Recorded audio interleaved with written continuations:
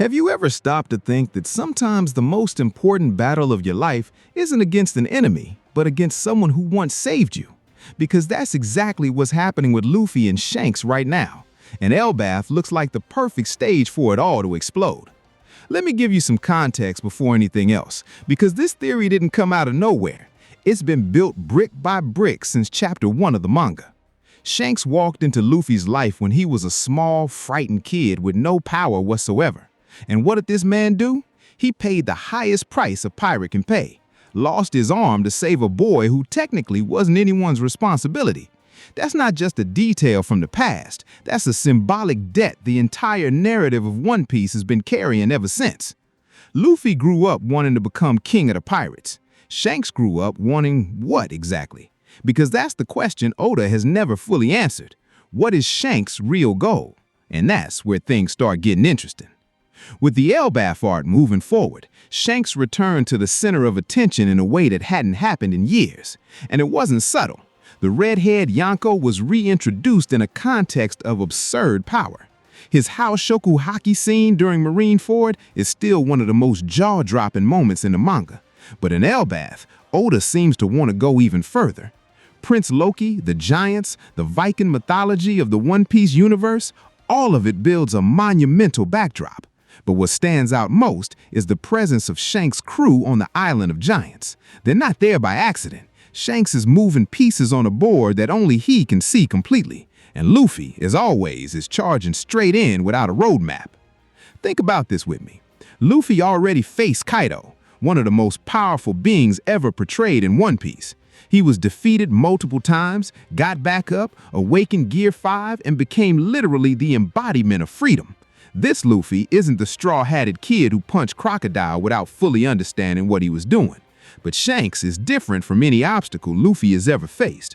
Kaido was an enemy, a tyrant, a force of nature that needed to be brought down. Shanks is the man who put the hat on Luffy's head. That changes everything in the narrative dynamic, because in a battle against Shanks, Luffy wouldn't just be fighting a powerful Yonko. He'd be facing the weight of everything that brought him here. The memory of Fuchsia Village, the hat of Gold D. Roger passing from hand to hand, the promise to return what was borrowed once he became a great pirate.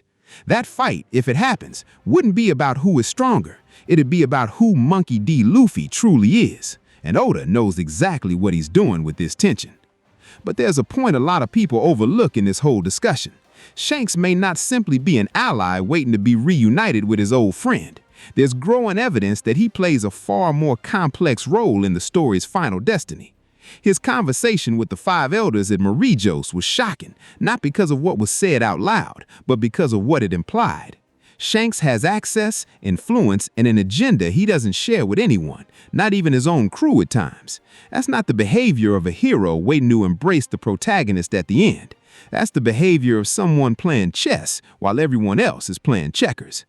In Elbaf, with everything that's unfolding, the likelihood of Luffy and Shanks crossing paths is no longer just an excited fan's theory. It's almost narratively inevitable. The real question is, when they meet, will it be an embrace or a confrontation? And here, I gotta be straight with you. There's no right answer yet. Oda is a master at subverting expectations without betraying the story's internal logic. But the signs point to one thing very clearly. This reunion is not going to be simple. Shanks has already shown he's willing to stand against anyone who threatens something he considers important, whether that's the entire pirate era or something more specific we haven't fully understood yet. And Luffy, by definition, doesn't stop for anything or anyone when he's moving towards his goal. 2 unstoppable forces in the same arc, on an island of giants with its own history and mythology, with Roger's hat as a symbol hovering between them. If that isn't the recipe for one of the most emotionally charged confrontations in manga history, I don't know what is. It's also worth remembering what Shanks himself said before leaving Fuchsia Village.